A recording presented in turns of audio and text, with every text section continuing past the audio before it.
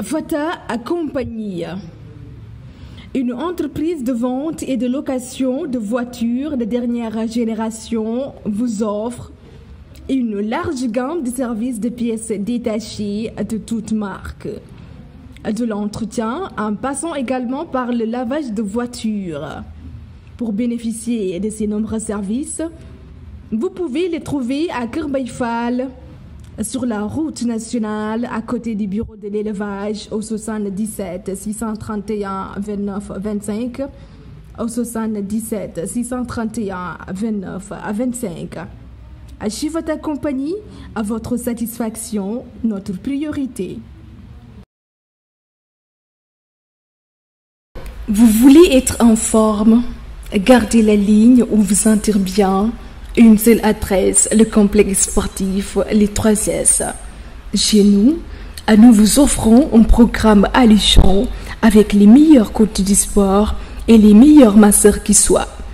Le complexe sportif Les 3S offre également un spa de dernière génération pour une bonne remise en forme, sans parler des matériels sportifs de haute gamme. L'établissement est situé sur la route de Rufisque, en face FKS. Vous pouvez nous contacter au 77 528 10 24 ou bien au 77 682 74 29. Chez le complexe sportif Les 3S, le plaisir de soi est toujours au rendez-vous.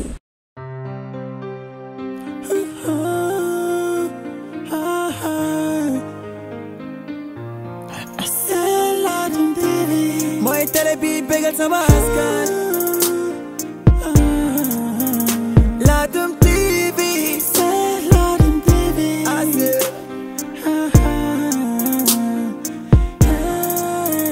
Ding ci gis sa bopp jànge falun. Émission chez le vétérinaire dina ànd ak yow saytu wergu yaram. Santé animal dina saytu sama laanu mi dunde. amoon na fi bés ci élevage Sénégal benn mâle bu tudd Boy Séeréer juddoo ci bergerie bu ñuy wax bergerie Galoya mu judd nekk mâle bu rafet lool di màgg nekk mbégte borom ba bés jot ñu dugal ko concours ci foire yi nga xamante ni moo nekk ci foireu Sénégal bu ci nekk am na ci trophée muy foire di concours national bu ñuy wax concours xar bi moom Boy Séeréer bu ci nekk génn na ci premier mu am doom bu tudd Nations Unies ñëw nekk un mâle boo xamante ni il était tout simplement phénoménal bu ñu ne phénoménal mooy mënoo koo gis nekk éleveur wala sax doo éleveur te doo ko bàyyi xel xool ko ndax taar gi nekk ci moom ndax jonge gi nga xamante ne moom la xar boobu jonge woon waaw jonge ndax bu dee dox da nga koy xool comme fas macha allah bu fekkente ni day concours ci biir naw leen noo jaar di nga ko seetlu ndax dafay mel ni ko xam ni ci concours la nekk mu gañe fi lu ne moom Nations Unies nekk xar bu yàlla barkeloo borom am ci lu nekk macha allah ñun ñoo waxtaan mu wax ma ko Nations Unies gañe na ay trophée mook baayam yëpp ku ci nekk ci sa génération ci wàllu wet bi nga fi nekkee yaa jëloon record ci wàllu wet nation jur doom bu jigéen bu tudd Madame Fall ñu teg ko ci doomu ado bu tudd Taysiir ñoom ñaar ñu jur doom bu góor bu tudd Bagdad ci génération amul benn mâle boo xamante ni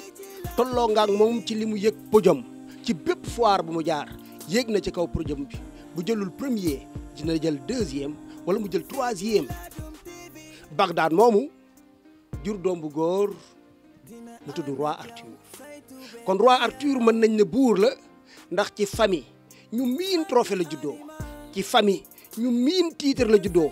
mu ñëw foire Pikine pour la première fois ci génération am nekk espoir mu jël premier Roi Arthur moom la ñu seet si tey mbokk ak xarit yi nga xamante ne ñoo safoo di seetaan Ladoum TV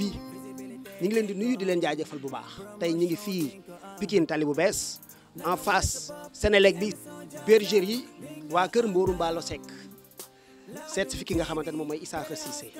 Isaaxa bu la neexee nga ñëw ñu dalal la incha allah wala nga dalal ñu rek bu la ci neex. mbokk yi jëmm ji ngeen ma gis ma dendal mooy Isaaxa Cissé moom roi Arthur tey moom la ñu dalal ci seen biir émission fi ma jaar mu jaaroon fii il y a de cela 9 mois tey dañuy ñëw comme ni ñu defal ay nawleen évaluation lañ koy defal ñu ngi lay nuyu de la ziar. waaw Jibril maa ngi lay delloo ziar di la jaajëfal ci teewaay bi ngeen teew tey ci kër gi yéen at équipe bi raan ñëpp bàyyiwuma kenn maa ngi nuyu ñëpp di leen sant ci teewaay bi ngeen teew tey ci kër gi. tey sa yaram daw na damaa tagg sa doom. waaw tey moom sama yaram daw na quoi Jibril sincèrement parlé sama yaram daw na bu baax sax macha allah. ok day nekk mbégte gu rëy ci ñun ak cawarte saa su nekk fu ñu jaar tey gars yi coono gu rëy gi nga xamante ne moom la ñu daj ci seen champion yi boo ñëwee xool ko vraiment dafay neex ci xol kon foog nga woon leen ni ñun ñii tamit di leen xool di leen seetaan di leen suivre ñi ngi kontaan ci yéen moo tax fu ñu jaar vraiment di leen wax luy bégal seeni xol di ko neexal élevage bi fu mu toll il y a de cela 9 mois ñëwoon nañ fi waxtaan roi Arthur la ñu seet si waat tey xool évolution bi ginnaaw bi mu demee foire Pikine nekkoon mal espoir léegi grand mal la ana doom yi. waaw Arthur macha allah foire Pikine la ñëwoon xam nga nekkoon espoir yàlla sur moom defoon mu nekk mal boo xam te ne mal bu extra bi mu ñëwee foire Pikine bi jëloon pay tey nekk ci kër gi boobule ñi nekk ci liggéey bi di gën a liggéey ci wàllum macération yi xam nga parce que ci côté yëpp Arthur ay doomam ñu ngi fi am na ci doomam yoo xam te nag dañ leen bàyyi mu dem dañ leen a jaay mais am na ay doomam yoo xam te ne dañ ñu ci kër gi waaw. mu nekk maal boo xam te ne maal bu extra la maal bu mën a liggéey waaw maal la boo xam te ne tey li na ci moom dama koy wax chaque jour bu jot day génnee lu ko gën a yéem ci ay doomam te loolu sant yàlla la waaw. ñu fàttali ne bi mu juddoo dafa mel ni da ngaa bëggoon a jeexal sa wërsëg ci moom ndax da ngaa pare woon pour jaay ko yàlla na déet tax mu nekk fi ba nga ni ginnaaw bi nga xoolaatee gis maturation yi mu génnee nga jàpp ni maal la boo mën a liggéeyee tax nga téye ko ci côté prix ginnaaw bi ñu xamee ne ñun ñëpp champion la ndax gars yi gis nañ ko. est-ce que yaa ngi jaayee doomam li nga xamante ni moom nga ci doon xaar. waaw non Arthur moom macha allah mal la boo xam te ne li may wax dama ci revenir dama ci ñëwaat mal la boo xam te ne ay doomam dañuy am macération yu doy waar te ay doomam xanaa man maay bañ a jaay rek mais ay doomam chaque jour bu jot dañ ma ci sonal même yi fi des sax dañ ma ci topp mais xam nga mal bi tamit mënuloo di jaay doomam yëpp tamit da nga ci téye yenn yi mais macha allah doomam yi ay prix bu baax lañ leen di jaay fii ci kër gi. waaw ay doomam dañ ciy def ay millions mais tamit dañ dimbali nit parce que àdduna tamit du ku ñëw rek nga war ko jaay ay millions am na si ñoo xam tamit da nga ci war a jaamu yàlla parce que liggéey boo gis bu ne am na jaamu yàlla waaw am na jaamu yàlla waaw. mu nekk mal boo xamante ni il est tout simplement extraordinaire nga dem foire mu gañe ko fa la ñuy delluwaat est-ce que après foire bi juste am nga ci ay prix yoo xamante ni proposé woon nañ la ko wala ba léegi ñu ngi la ciy proposé ay prix. waaw Arthur moom pratiquement bi muy gañe espoir. si la mi si commencé topp ba fii nii ñu ma ciy topp ñu ngi ci proposé ay prix bu nekk dégg naa ko ci Arthur mais man maa wax ne Arthur prêt gu ma pour joxe ko mais yàlla baax na parce que tamit xar moment bi mu waree génn rek day génn ba léegi fi ma toog nii am na ñoom ñu ngi ciy proposé ay prix mais avec le temps ñu ngi réfléchir ñu ngi xool daal xam nga lu ci yàlla def rek ñu xam loolu bu fekkee dafa war a toogaat suñu loxo mu toog suñu loxo bu fekkee dafa war a génn ñu bàyyi ko tamit mu génn parce que doomam mi ngi fi am na doomam boo xam te ne Ama Baldé kooku am nañ ci yaakaar. kon sant yàlla parce que élevage noonu partage la ñu wax waaw. kon mbokk yi Ama moom nañ leen ko wan ngeen gis ne émission bi ni muy déroulé tey moom dañ fee ñëwoon waxtaan ak moom ci élevage am mu wax ñu jaar-jaaram wax ñu nim ci tàmbalee wax ñu fi nga xamante ne foofu la yeggoon ñu bàyyi woon fi roi Arthur tey moom la ñuy waxtaanee spécialement tey nag femelles yi nga xamante ni ñoom ñoo fi dugg ci diggante bi ak ñi fi génnaat kenn ku ci nekk bëgg nañ koo xam boobaak léegi soxna yi ngeen nekk di ko wutal ñan la. waaw parce que Arthur parce que bu fekkee ne yaay Ama kooku ñu ngi ko jëlee woon ci Grand Badou Diène kooku sëtu Saalum la indi nañ fi tamit Bousso kooku maa ngi ko jëlee woon ci Issa Saka ak yeneen famille yoo xam te ne indi naa ko fi tey ñooñ ay jabaru Arthur lañ waaw parce que maal bu fi nekk bu ne rek dañuy am ay soxnaam yoo xam te ne tey moom lañ koy croiser parce que élevage pour man da ngay xam xar yi croisement bi nga xam te ne moom nga war a def si ñoom te loolu yaa su moom ñi siy sant xel moomu at xalaat bi mi ngi fi waaw. xam nga élevage toujours mâle bu ñëw dina am ay femelles yoo xamante ne moom nga koy soxla pour améliorer li nga xamante ne moom mooy sa élevage d'habitude boo koy tànnal yan critères ngay xool ci femelles yi nga koy tànnal. waaw parce que bu fekkee ne damay ñëw ci Arthur ba pare après ma doog dem ci femelles yi parce que bu fekkee ne Arthur côté papa moom du ma ko présenter ñëpp xam nañ ko mais bu fekkee yaay ji sacilon la te côté yaay ji ci papa ji moom mâle la boo xamante ne ñoom dañuy def hauteur léegi boo xoolee Arthur moom ay doomam dañuy am hauteur dañuy am LCS te dañuy am ossature te dañuy am doole parce que déjà moom loolu dafa feeñ ci moom te doomam yi fi judd yëpp man pour man bu dee xar yu góor la dañuy xam ne Arthur amélioré la kon base bi nga xamante ne tam moo ci ëppaat solo man su ma amee femelle boo xamante ne day dépassé 1 mètre tamit pour croiser ko ak Arthur moom may gën a neex mais Arthur jàppal ne même boo ko boole woon femelle boo xamante ne 1 mètre la moom ay doomam duñu gàtt dañuy njool waaw te dañuy am ossature te LCS bi moom kenn dootu ko naatable si Arthur daal loolu daal couragement boobu la ñun instant bi ci loolu la ñuy travail parce que dañuy wax ne xar bi dafa war a équilibré parce que moom mooy xar bi nga xamante ne tey moom moo gën ci élevage te man ci loolu laay travail ba léegi nii mooy xar bu xamante ne day équilibré bu équilibré foire bu mu mën a dem bu dee bu góor bi la tey mën na jël trophée bi waaw mën na jël te poids boo ko sëf da koy attan man ci loolu laay liggéey parce que damay liggéey ci LCS di liggéey ci hauteur di liggéey ci ossature di liggéey ci poids kon critères yëpp laay soxla ci xar parce que loolu mooy élevage waaw. doom yi mu nekk ci génne yu góor yi ak yu jigéen ñi yan ñoo ci gën a rafet yan la gaa yi gën a taamu lan la ci gën a mën. waaw parce que Arthur macha allah bu fekkee ne côté production damay wax ne doomam bu góor ak bu jigéen yëpp lay day def doom bu jigéen day def doom bu góor parce que doomam yu jigéen yi fi njëkk a juddu dañu sonaloon ma jaay yëpp yi fi mujj judduwaat dama leen téye bu fekkee doomam yu góor yi tamit yi fi njëkk a juddu dama leen jaay tey yi doomam yu góor yi nga xam te ne actuellement ni ñoo des ci bergerie bi tey su ma la ko présenté da ngay xam ne Arthur day def doom bu góor su ma la présenté yu jigéen da ngay xam ne kii day def doom bu jigéen kon côté sant yàlla la parce que di nga gis léeg-léeg benn xar muy def benn côté rek lay topp moom mooy day def doom bu góor rek wala mu def doom bu jigéen rek mais Arthur ñaari côté yëpp yàlla suroom suturaal nañu moom da koy def kon loolu sant yàlla la waaw. sant yàlla la bu ñu ko waxee mooy yàlla saa su nekk dafay teral doomu aadama te bokk na ci teraanga nga séq ak say nawle lu mel ni concours yàlla génnee la ci ne la ñii nga doon jonganteel yow yaa ci gën a rafet la wala yaa ci dàqale wala yow yaa ci gën a fësle loolu mooy concours yi ñuy faral di defal xar yi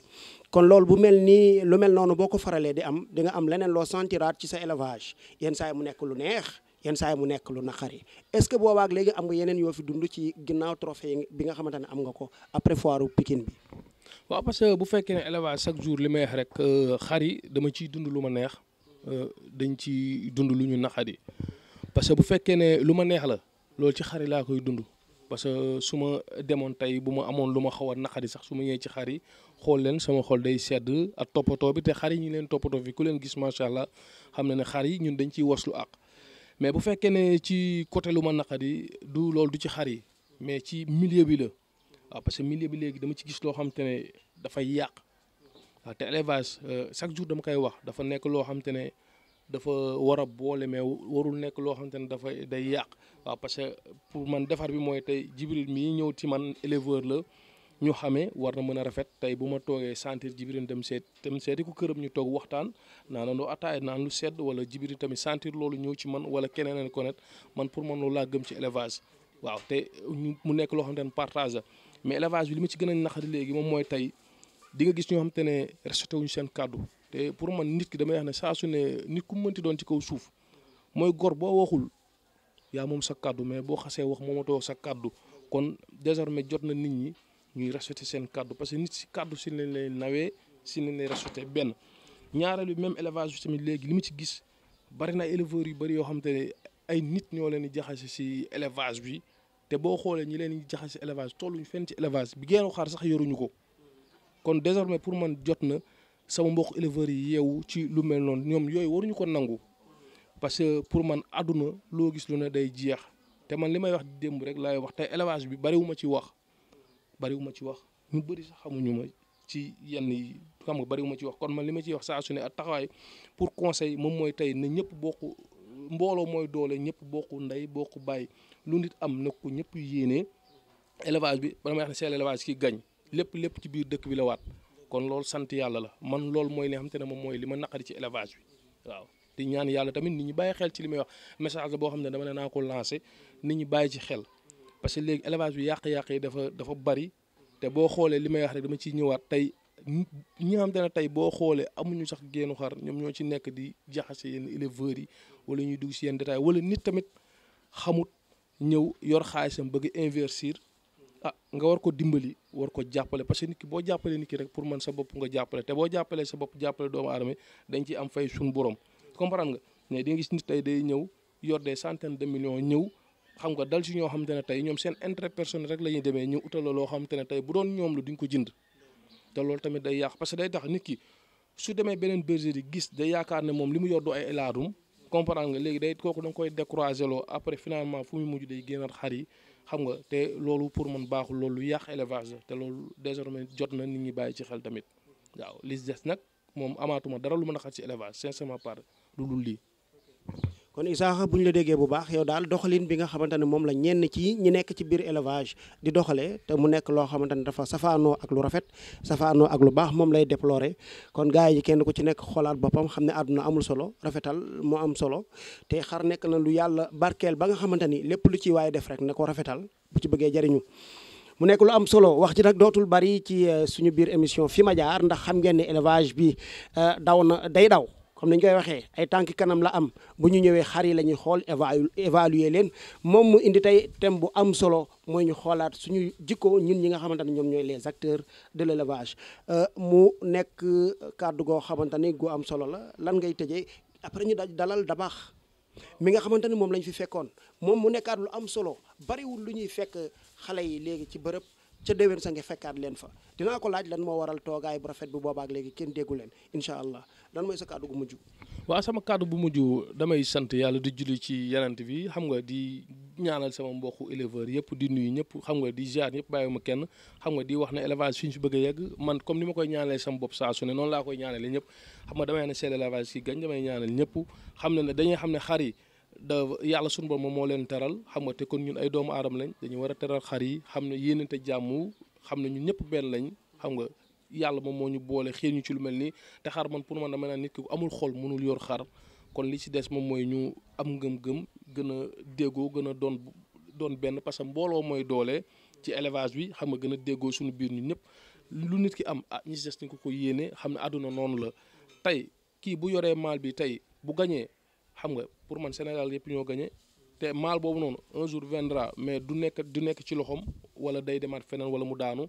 keneen tamit mën na jëlaat lu mel noonu kon loolu sant yàlla la kon ñun ñëpp damay wax ne benn lañ beneen bi tamit damay sant waa kër gi parce que xar dafa xaw a naqaree yor parce que dañuy ne ci kër gi di perturber di jooy te xam nga ñoom dañuy dund loolu kon da ngay def lu dul sant leen du àq sax xam nga mais da nga leen di sant ci loolu parce que tamit mënoon nañ bañ a nangu loolu. mais accepté ne loolu tey di dundal xar yi malgré xar yi ne ci kër gi di perturbé di jooy mais dañuy accepté loolu xam nga loolu sant yàlla di sant waa kër gi di sant maire bi parce que damay wax ne sama àdduna moom ginnaaw yàlla moom la xam nga di sant tamit sama gars yi di sant Dabakh tamit mi nga xam te ne suma petit frère la ñu seq liggéey bi xam nga te boobu ba léegi mi ngi rafet xam nga lu rafet rek la ñu am te damay ñaan yàlla xanaa ma dem nekkatuma ci àdduna mais fekk ñi ngi nekk ci kaw suuf ñu ñuy continuer liggéey bu soobee suñu borom te loolu sant yàlla dañ koy ñaan yàlla suru mën na ko yàlla nañ ko yàlla defal di leen sant yéen tamit seen teewaay ci kër gi rafet na liggéey bi rafet na di leen ñaanal tamit seen émission bi tamit yàlla defal leen ci lu kawe seen njot parce que liggéey bi macha allah biñ liggéey ba léegi am na lu ma yokk waaw yéen tamit dama leen di ñaanal bu baax parce que sant daal waaw sant bu amul fu mu yem daal waaw li des ma bàyyi leen at Dabakh mu présenté leen ngeen continuer émission bi. Cissé bi loolu la wax xam naa ne fi mu toll nii nag heure bi ñu def émission bi heure añ la xel mi yëpp a ngi ci ceeb bi instant bii nii dafa xiif dañuy dalal Dabakh acca bisimilah Dabakh ñëwal ñu kon ci kanam léegi ñu gisante aywa mbokk yeeg xarit yi kii ngeen di gis moom mooy Dabakh moom mooy ki nga xamante ni nag moom mooy expert bi moom mooy recruter xar yi mooy toppatoo xar yi mooy yar xar yi mooy yor xar yi Dabakh ñu ngi lay nuyu di la ziar. maa leen di nuyu di leen ziar bu baax. mu nekkati ci ñun mbégte gu rëy ñu ñëwaat fekk la fi waxtaan ak yow ci sa élevage instant bi fu mu toll Roi Arthur macha allah dox na de. waaw macha allah moom depuis boobu moom ba mu juddoo ba léegi teggiwu ma ko loxo li war si moom yëpp ñoo ngi koy def xam nga def nañ ko am si moom yaakaar bu wér si élevage du Sénégal bi yëpp xam ne nekk na maal boo xam ne mun na changer lu bëri même papam man maa ko recruter ba muy nekk mbote maa ko jënd yu saañ ba mu koy waxaalee sax moom gisu ko. ba mu ñëw fii gis ko mu jël ko ba ñu dem jëli ji ko ba mu feree maa moom ñoo ànd yóbbu ko Ndar ma sangu ko dugal ko box tamit xam nga mu nekk maal boo xam ne dama doon ñëw fii Bagdad si boobu di ñëw fii su ma toogee ba benn instant ma dem Ndar xooli évolution am maa ko jënd ba mu nekkee mbote Fiara 2016 xam nga di ko suivre Bagdad ñoom kii ñoo ko jur Cheikh Diagne Touba Ladoum ñoom ñoo ko juddulu ma jënd ko foofu xam nga di ko suivre am ay tëng yu mu yoroon yoo xam ne Youssou moo leen produire saa ba mu duggee si élevage bi nag commencement bi début bi metti woon na man rakam laa doon àndal en plus ay mbokk lañ après mbokk daa feeñ ci Dagana xam nga ba ma paree ma ñëw mu wax ma li ambition bi si élevage lu mu bëgg ma ne ko wax dëgg yàlla li nga bëgg si élevage nekkul xar yi fi nekk nii ñoo la fa ndax bu ñu fi toogee di fi juraat tamit ay produits ay tokaar rek ñoo fiy judd ma trier leen benn instant après si laa ko jëndal yaay arti laa njëkk a jënd moo jëndee nekk tëng xam nga ak yenn éleveurs yi si coin bi dingat yi xawoon na bari ma noppi xam ne man yéene laa jëndee xar bi jënduma xar pour am si ñaar dërëm damay man ku may jënd képp ku may jëndal xar séntuwuma si éleveur bi moo koy jënd jee naan ko ay lii mooy sama damay ñëw nga jaay ma xar bi comme man maa ko moom ma jël dem ma andi yaay ji toppatoo xar bi mu ngi fi ñëw le 13 mai laa ko jël xar bi le 6 juillet mu jur arti vendredi saa début bi commencement bi ne woon da koy jaay ma ne ko maal bi la ko jaay ñu dem waxaale woon na ba nar ko jaay ma insister mu voyagé bàyyi ko fi ma toppatoo ba ñëwee gis xar bi changé nag mu topp ci après nag tamit par la suite ma continuer di def li may def rek xam nga ba yàlla def sutura foire Pikine jot mu yóbbu ko mu gañe xar yi ak macération yu baax te xar bu ñu ñëwaatee tamit yéen ñëw ngeen fii mais diggante boobu léegi gis ngeen changement ba xar bi yor na macération yi instant bi yoo xam ne tey du ma ne xar du ko gañe mais balaa ka xar di gañe dina wax lu set fu ñu toll nii te xale la instant yi mu ngi si 27 mois le 6 bi passé waaw am nañ ci moom yaakaar bu baax a baax nag ñi nga bëgg bëri nañ moom waaw te instant yi moom mu ngi def ay production yu doy waar ndax am na fi doom boo xam ne Ama Baldé xar bu ñu am yaakaar la tamit comme ni ñu amee woon yaakaar si papa ji ba mu nekkee xale waaw. man li ma gën a impressionné ci moom mooy dafa yor bindu baay bi macha allah maal bu rëy la boo xamante dafa am doole mais nag yor joge maam ji gis nga boo ko gisee muy démarche bi muy def buy dox day nekk xar bu rafet boo xamante ni dafa bëgg kaf xam nga xar boo xamante ni dafa mel ni xaru événement xaru événement gis nga ci événement bu amee ay spectacle dafa nekk ay maal yoo xamante ils sont spectaculaires xam nga loolu moo ma gën a attiré ci moom mais man yow bëgg naa ñu waxtaan tuuti yow tamit souvent da nga gis gars yi seen ànd yi du yàgg foo dem fekk fa benn booy d'habitude boo ñëwaatee ca déwén sax da ngay ñëw boo ko laajee wala ngeen tase ci foire yi mën na la diw kat liggéeyatuñu yenn saa yi sikk bi mën naa nekk ci booy yi mais yenn saa yi mën naa nekk ci ñi nga xamante ne ñoom la ñuy liggéeyal yaag sa waay lan mooy seen secret. waaw suñu secret moom nit ak ku mu doon muy xale muy mag du la tere am fula liggéey bu ngeen ko seekee ku nekk day def fula am heure waxante dëgg bu jotee moom man lu mu bëgg wax nit si dëgg dama lay woo teg la wax la li ma lay wax. bu ñu ànd ñu ànd si dëgg bu ñu dàq bu ñu mënu ànd si dëgg ku ne am mais dafa am loo xam ne dafa xas ba am non seulement yàgg nañ am na nu ma mel ak waa kër gi te maa raxam la avant te maa raxam musul ñaaw tamit nga ñëw maire bi jàppee ma comme doomam moom mu jàppee ma comme frère man ma xool ko comme ba du grand frère xam nga ñu respectante tey xar yi yéene laa si def tey boo ñëwee fii nga samp andi maal ba benn instant bi nga jóge fa tey maal boobu bu demee si bu demul si élevage côté woowu dama si am part de responsable moo tax sama liggéey dama koy matal ba mu mat sëkk xam nga teew nag bis ku nekk am nga ambition nekk si yeneen mais bu demee ba tollu foofu mu nekk lu rafet mu mooñe nekk loo xam day ñëw ndax waxuma la kër gi sax mais koñ bi ku ma fi gis da nga yaakaar ne fi laa dëkk ñëpp dañ ma jàpp comme seen bopp waaw loolu moo xam nga tey en plus tamit musuma kaa jëndal xar bu ma koy jëndal musul jël xaalis bi ñëw topp ma dafay am confiance day jël xaalis bi jox ma ak prix bi nu mu munti toll ne ma am du nangu taxaw fi may joxee xaalis bi may du ma jënd ji xar mu ko di si teg ñaar dërëm fu may jënd ma ñëw jox prix normal waxaale mel ne maa moom xar bi gars yi bu ñu may jaay dañ may jaay comme si ma leen jaay ma la ñuy jaay ma jël fay jël sama xar yóbbu yaay ama tamit ba ma ko jëndee tamit détails yi bëri woon na maa ngi ko jëndee si grand ba du jéen ma jënd maa moom ñu ànd ma fay mu ñëw ma ne ko xar bi waxuma la si en terme de macération mais nañ bàyyi ba mu jur xar bi yàlla def mu jur doomam romb na prix yaay ji fuuf te yaay ji li ñu ko jëndee daanaka yombul mais doom ji nekkul lu ñu xalaat a jaay instant bi nii joxe papa ji sax gën a yomb ko joxe doom ji waaw c'est en terme de macération am na ay capacité yoo xam ne gis naa ko si moom te bàyyi ba muy nekk xale feeñu woon si moom njort bu rafet lañ ci am nag toppatoo jéem a jëm kanam waaw amin amin amin waaw incha allah yeeg xarit yi kii mooy Sara doomu kii la yaay ji doomu Jasmine la Jasmine sëtu Ballon d'Or papa ji nekk doomu mooy sa wadd waaw moom dama ko juddule moom si bergerie bi la juddoo waaw kii tenue bi mooy Nogay tamit yaay ji satu Dieng la papa ji doomu mooy sa wadd moo saarabee ñoo bokk papa Sophia doomu Merlin la yaay ji doomu avenir la moom ñu ngi ko jële woon si Pam Ndaw Thiès waaw moom mii ci boppam moom ci boppam waaw ba muy nekk mbote Sara fii la juddoo si bergerie bi moom seen yaay sëtu Ballon d'Or la seen papa doom mooy sa wadd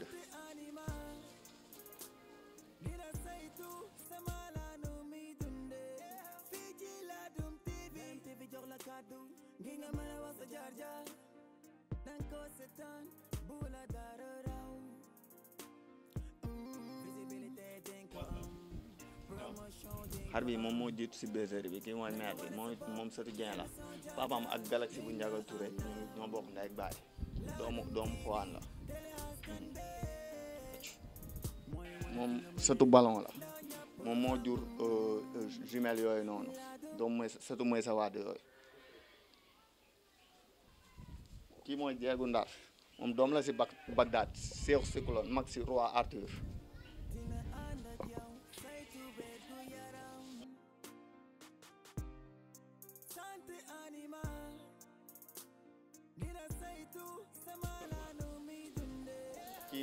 kii mooy Moustache moom si bergerie bi la juddoo papaam doomu Merlin la yaayam doomu jàmbaar waaw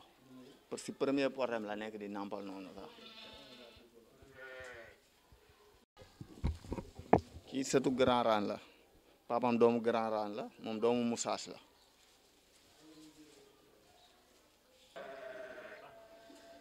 salaamaaleykum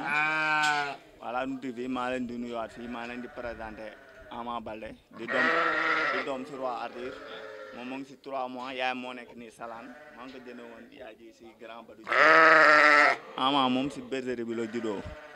nekk jeune mâle bu ñu am yaakaar macha allah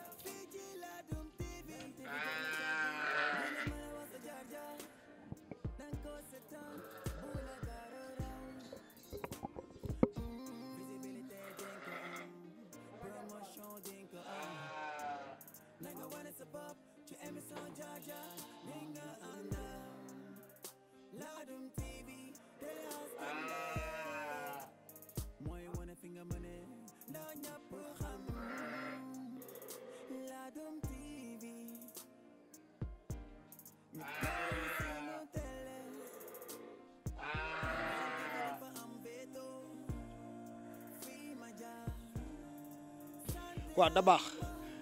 roi Arthur a ngi nii mu nekk nag di def ay démarches yu rafet yu extraordinaire mais nag xam nga buñ nekk kuy sa baay mu ne Bagdad kuy sa maam mu ne Nations Unies li ma wax sànq bu mënul spectacle da jaaxal nit ñi xam nga Bagdad ci foiru Adam bi passé bokkoon na ci li gënoon a neex nit ñi mooy ki àndoon ak moom bu ñu duggee ci espace concours bi bu waa ji taxawee mu taxaw bu toogee mu toog mu mel ne xar mu ñu dressé nation noonu la meloon da daan ñëw concours gis nga day mel ni ku xam ne nit ñi dañ koy supporter loo ñu mën a waxaat tuuti ci moom ndax defe naa waxtaan nañ ci lu yaatoo yoot maa leen nuyuwaat waaw Arthur moom loolu ba ma koy remarqué ba mu nekkee mbote la moo tax ba mu ñëwee foire Pikine da doon yàqamti génn buy concours yi daa nekk xar boo xam ne tamit nekk na maal boo xam ne dafa bëgg moom it spectacle bëgg gis leen ma bëgg feeñ moo tax même bu fi nit ñi gënee bëri lay gën a sawar a génn balaa nga xaa ubbi sax mu fëx buntu bi daw génn dafa nekk maal boo xam ne maalu spectacle la maalu foire la te tamit dama ko yar si noonu laa ko yaree. aywa léegi da baax ñu ngi ci njeextalu émission bi fàttali ñu adresse bi boo fii ñëw nan ngay def ak numéro téléphone bi. waaw numéro téléphone mooy 77 421 76 95 beneen numéro bi nekk 77 435 90 06 waaw fii ku fi bëgg a ñëw da ngay ñëw Pikine rond-point Dominique boo ñëwee nga laajte Sénélec bi en face Sénélec bi rek foo wax waa kër maire Nogay Seck rek ñu wàll ko incha allah.